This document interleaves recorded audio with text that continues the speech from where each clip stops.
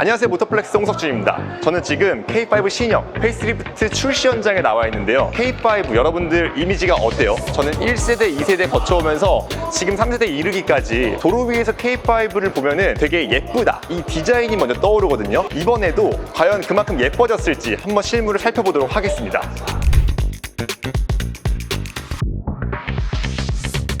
자, 이 디자인, 옆모습 먼저 볼게요. 왜냐하면 옆모습이 제일 변한 게 없거든. 그래서 옆모습 딱 보면은 그냥 비슷해요. 되게 매끈매끈한 라인들이 이어지고, 지금 제가 보고 있는 차는 블랙핏 버전이라서 전부 다 까만 이미지를 보여주죠. 그 와중에 K5의 특징을 찾을 수가 있는데, 이 크롬 라인이 앞에서부터 쭉 이어져가지고 여기 C필러 쪽에서 뒤쪽으로 이어지는 거, 이 라인은 K5 1세대부터 가져가는 특징적인 요소예요. 블랙핏이 되니까 더 대비가 돼가지고 되게 예뻐 보이네요. 그리고 블랙핏이라서 또 다른 점이 있는데, 여기 휠 있잖아요. 이게 지금 K5 신형에 들어가는 휠 중에 가장 큰 사이즈예요. 19인치고 이 멀리서 봐도 휠이 가득 들어차 있으니까 되게 딱 자세가 잡혀있는 모습을 볼 수가 있는데, 블랙핏이라서 휠 색깔도 검은색으로 마감이 되어 있습니다. 이거 되게 시크해 보인다. 타이어는 피렐리의 피제로 올 시즌이 들어가 있는데, 타이어 요즘에 기아나 현대나 전부 다 비싼 타이어를 기본으로 껴주고 있거든요. 이거는 아무래도 큰 사이즈의 휠을 무조건 선택하라는 약간 암묵적인 그 마케팅 미끼 상품 같이 묶어놓은 그런 모습을 볼 수가 있어요. 나라도 고르겠어. 그리고 다음은 앞모습을 좀 보시면은, 앞모습 생각보다는 많이 안 변했어요. 저는 이번에 페이스리프트를 거치면서 얘도 소나타처럼 엄청나게 많이 변할 줄 알았거든요. 근데 막상 실물은 많이 변하진 않았다. 그래서 가장 많이 변한 요소를 딱 찍어보라면은 이 라이팅이죠. 처음에 사진을 봤을 때는 되게 걱정스러웠어요. 왜냐하면 여기 아래쪽에 삐쭉 튀어나온 부분이 있잖아요. 예전에 없었던 부분인데 여기가 얼핏 파팅 라인처럼 보이는 거예요. 이게 라이팅이 중간에 툭 끊겨 있으면은 연결성이 없어가지고 되게 이상해 보였을 거거든요. 근데 다행히 하나의 라이팅으로 통짜로 되어 있어. 생각보다 실제로 봤을 때 훨씬 예쁩니다. 누군가는 이 옆에서 봤을 때 번개 모양이라 그래가지고 어색해 보인다, 그런 말도 좀 있었는데, 이게 막상 실제로 보니까 되게 아이코닉한 이미지 요소로 다가와서 옆에서 K5가 지나갔을 때 한눈에 딱 K5다, 그리고 뭔가 머리에 각인이 될 것 같은 그런 요소로 작용할 것처럼 보여요. 그리고 요즘에 기아가 스타맵 시그니처 라이팅이라 그래가지고 그냥 쉽게 말해서 별자리에서 영감을 받은 라이팅인데, 여기 앞에서 봤을 때는 그 이미지를 고스란히 가져가는 것도 되게 독특하다고 보여지고요. 그리고 이 데일라이트가 예전에는 아래쪽에 있었는데 이 위쪽으로 올라가 있어요. 그래서 얼핏 이 위쪽에서 봤을 때는 예전보다 더 슬릭한 이미지도 함께 가져가는 것을 발견할 수 있습니다. 그리고 의외로 이 전체적인 이미지에서 많은 변화점을 가져간 게 이 범퍼 하단부의 디자인이거든요. 예전에는 여기 에어댐이 약간 길쭉하게 해가지고 좀 좁아 보이는 형상을 가지고 있었는데, 이번에 되게 크게 가져가 있고, 여기 이렇게 세로로 세워져 있는 이런 부분 있잖아요. 전반적으로 가져오는 디자인 포인트들이 전기차에서 좀 가져오는 디자인 포인트들이 많아졌다는 걸 여기서 볼 수가 있어요. 바로 이것도 EV6에서 봤던 그 디자인 요소랑 똑같은데, 얼마 전에 봤던 EV4 컨셉트, 그 세단 라인에 공통적으로 가져가려는 디자인 포인트로 보여집니다. 그리고 전반적으로 그 그릴의 안에 디테일들은 예전이나 지금이나 되게 입체적이고 예뻐요. 자, 이번에 뒷모습, 이번에는 색깔을 좀 바꿔봤어요. 너무 검은색으로 보니까 칙칙하더라고. 이번에 새로 나온 색깔인데 울프 그레이 색깔이래요. 이거 생각보다 실제로 봤을 때 진짜 예뻐요. 이번에 K5는 전체적으로 이 그레이 톤의 색깔을 두 가지나 새로 추가했는데, 이 울프 그레이랑 매트 그레이 색깔을 추가했거든요. 이 회색이 K5의 전체적인 이미지랑 잘 어울려 보입니다. 그리고 뒷모습이 개인적으로는 이번 페이스리프트에서 가장 핵심이 되는 요소 같아요. 사진으로 봤을 때는 되게 괴랄하다고 생각하신 분들 분명히 있을 거예요. 근데 라이팅이 예전에도 그랬고 이렇게 굵게 쭉 뻗어나가는 라인이 있었는데, 이게 예전에는 마냥 굵어 보이고 약간 둔해 보이는 이미지를 만들었던 것 같아요. 약간 중후해 보이고. 근데 K5는 약간 스포티한 이미지를 추구하잖아요. 그래서 이번에 그 별자리에서 영감을 얻은 디자인 포인트를 안에 그래픽 요소를 얇게 집어넣으면서 이게 어두운 환경에서는 되게 또 슬릭해 보이는 이미지를 만든단 말이에요. 그래서 전반적으로 이미지가 되게 날렵해졌다. 그리고 여기 옆에 있는 파팅 라인 있잖아요. 이것 때문에 또 걱정을 했었는데, 역시 아래쪽에 불이 안 들어왔으면 되게 이상할 뻔했는데 불이 들어오니까 약간 일체감이 있어요. 너무 이질적인 느낌은 들지 않는다. 근데 이게 옵션이 빠졌을 때는 여기가 벌브 타입으로 들어간대요. 여기 아래는 불이 안 들어오고. 그래서 이거는 옵션을 무조건 상위 트림으로 가라는 약간 협박 같은 건가? 지금 보시는 이 라이팅은 옵션을 넣었을 때만 들어가는 요소예요. 그리고 뭐 이 아래쪽에 범퍼 형상 같은 것들은 가짜 배기구 라인이 좀 더 확장된 거를 제외하면 부분은 똑같네요. 근데 이 뒷부분에서 가장 크게 다른 점이 있어요. 여러분 이거 봐봐요.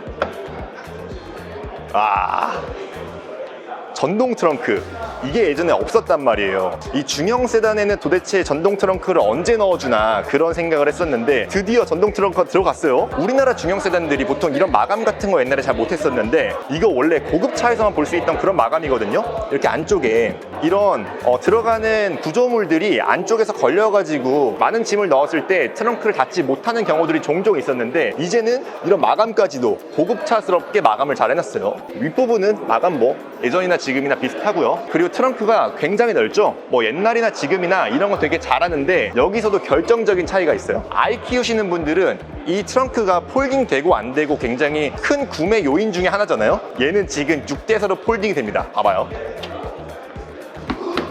예전에는 옵션을 넣어도 저 가운데 스키스루만 있고 이 6대4 폴딩이 안 됐었거든요. 아이 키우시는 분들 드디어 희소식이 온 거예요. 저 6대4 폴딩이 됨으로써 이 차의 활용도가 엄청나게 올라간 거 알 수가 있습니다. 자, 이번엔 실내입니다. 실내에 들어왔는데 이번 K5의 변화는 이 실내에 더 집중이 많이 돼 있는 것 같아요. 예전에 탔던 것보다 그냥 앉아있기만 해도 이 개방감이 확 달라진 게 느낄 수가 있을 정도거든요. 더 넓어졌어요, 확실히. 이게 왜 달라졌나 보니까 좀 좌우로 쭉쭉 뻗은 디자인 요소들이 더 과감해졌어요. 예전에는 이런 송풍구 쪽에서 좀 나뉘어있는 그런 모습을 볼 수가 있었고 이 계기판도 약간 분리되어 있는 형상이었잖아요. 근데 이번에는 하나로 이렇게 이어지는 모습을 볼 수가 있고 위쪽에 있던 구조물도 사라졌어요. 이거는 근데 약간 호불호가 갈릴 수 있는 게 사다움을 추구하시는 분들이 많잖아요. 그랬을 때는 뭔가 햇빛 가리개 같은 것들이 요소를 좀 부여해주는 그런 거였는데 이번에는 그런 게 사라졌어요. 근데 이렇게 막상 앉아서 보면은 차 같아요. 운전 자세 뭐 잘 나오고 시인성 굉장히 좋고 항상 말씀드리지만 이 현대기아의 인포테인먼트 시스템, 디스플레이 같은 것들은 품질이 너무 좋아요. 보기에도 해상도 되게 높고 땡하고 반응성 진짜 미쳤어요. 너무 좋습니다. 그리고 이 공조 장치가 또 많이 달라졌는데 이번에 이 EV6에서 먼저 들어갔던 이 터치식 있잖아요. 이것도 약간 호불호가 갈릴 수 있어요. 이렇게 눌러가지고 전환하고 기본적으로는 토글 스위치를 쓰다가 공조 장치 활성화 버튼을 누른 다음에 공조 장치로 전환되는 이런 구조. 보기에는 굉장히 예쁜데 이게 운전하다가는 보지 않고 터치를 눌러서 전환해야 되는 이런 과정들이 약간 번거롭게 느껴질 수는 있습니다. 어쨌든 최신 기아의 디자인 포인트를 적용했다는 데에서는 되게 깔끔해 보이고 예뻐요. 그리고 이 아래쪽은 큰 변화는 없는데 일단 이런 부분들은 최신 기능이 들어간 부분이고 여기는 크게 달라진 부분이 없지만 여러분 여기서 힌트, 약간 한 가지 달라진 점이 있습니다. 여기 이건데 지문 버튼이에요. 이번에 현대기아차 사신 분들 중에 이 지문 기능 많이 쓰시는지 모르겠지만 이게 카페이 같은 것들을 활성화시키기 위해서 있는 버튼이잖아요. 저는 개인적으로 활용도의 가치가 얼마 될지는 모르겠는데 이번에 디자이너 분들도 이 지문 버튼의 위치에 대해서 되게 고민을 많이 하셨던 모양이더라고요. 근데 전체적인 인테리어의 방향성이 깔끔함을 추구했기 때문에 가장 눈에 안 띄는 위치에 넣었다고 합니다. 이게 그러니까 활용도가 떨어지는 걸 본인들도 약간 아시는 거야. 근데 막상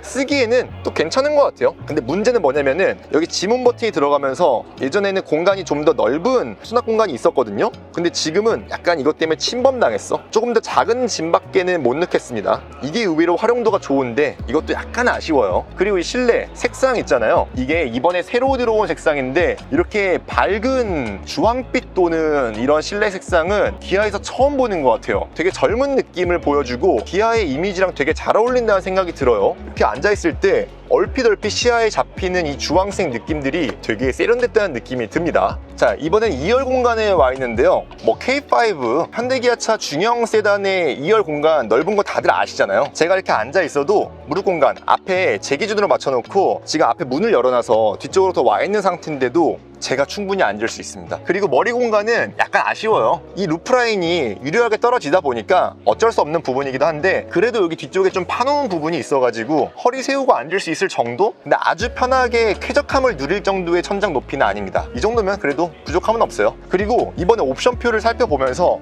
여기 이게 안 들어가 있더라고요. 옵션표에는 이 커튼이 없어가지고 사라진 게 아닐까? 라는 생각을 했었는데 다행히 잘 살아 있습니다. 그리고 뭐 2열 승객을 위한 다른 편의사양 같은 것들은 뒤쪽에 열선 시트 있고요. 뒤쪽에 이제 충전 포트도 C포트 2개 있네요. 이 정도면 뭐 충분하죠, 이 급에서는. 자, 마지막으로 엔진룸을 좀 보면서 얘기를 마무리 지어보면 우리나라 차 진짜 이런 거 진짜 잘하지 않아요? 여는데 전 세계 어떤 나라의 차들도 이 가스리프트 달아주는 거 되게 인색한 차들이 많거든요. 요즘에 우리나라 차들이 이거 진짜 잘해요. 힘들이지 않고 열 수 있는 거, 사소한 거지만 굉장히 큰 요소예요. 자, 그래서 이 K5의 파워트레인을 좀 소개를 드리면은 여기에 지금 2.0L 가솔린 엔진이 들어가 있는데 이거 말고도 1.6 터보 있고 하이브리드 버전 있고 LPG 버전도 이번에 출시를 같이 합니다. 외국에는 예전에 2.5 터보도 있었는데 그 고성능 버전은 들어가지 않았어요. 스팅어가 없어지면서 고성능 버전의 K5도 약간 기대해 볼 수 있었던 부분인데 2.5 터보가 안 들어간 거는 약간 아쉬운 부분이기도 해요. 어쨌든 파워트레인은 이렇게 총 4가지 버전이 들어가는데 출력은 예전이랑 완전히 똑같아요. 소수점 단위까지도 똑같으니까 예전이랑 같은 파워트레인이 들어갔다고 볼 수 있을 것 같아요. 마지막으로 가격을 좀 살펴보면요, 트렌디 트림이 삭제가 되면서 이 입문형의 가격이 훌쩍 높아진 것처럼 보여요. 실제로도 가격이 좀 오르긴 했는데 가장 기본형이 프레스티지 버전부터 시작을 하는데 2.0 가솔린 버전 같은 경우에는 110만 원이 올랐습니다. 근데 안에 옵션표들을 좀 살펴보면은 내비게이션이 기본으로 들어갔거든요. 그게 옵션 가격이 거의 100만 원 정도 되는 굉장히 비싼 옵션이었거든요. 그렇게 생각해 보면은 사실상 이 시작 가격은 큰 변동이 없다라고 볼 수가 있을 것 같고요. 노블레스 트림부터 가격이 좀 많이 오른 게 보이는데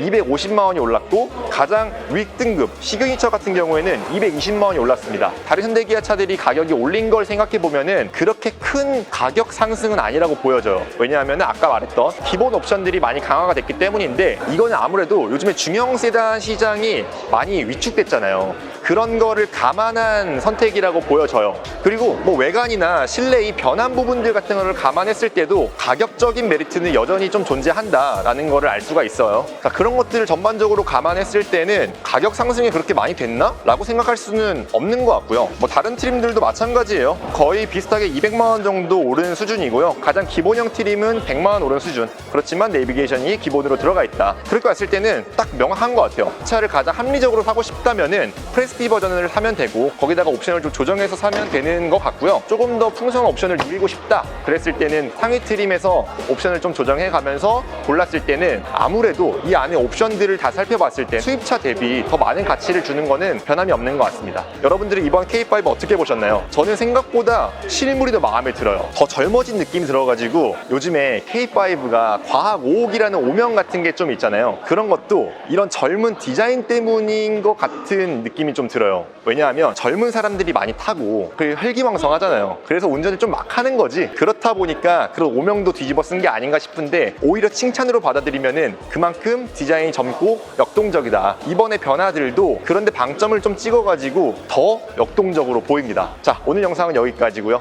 저희는 또 다음 영상으로 찾아오겠습니다. 감사합니다.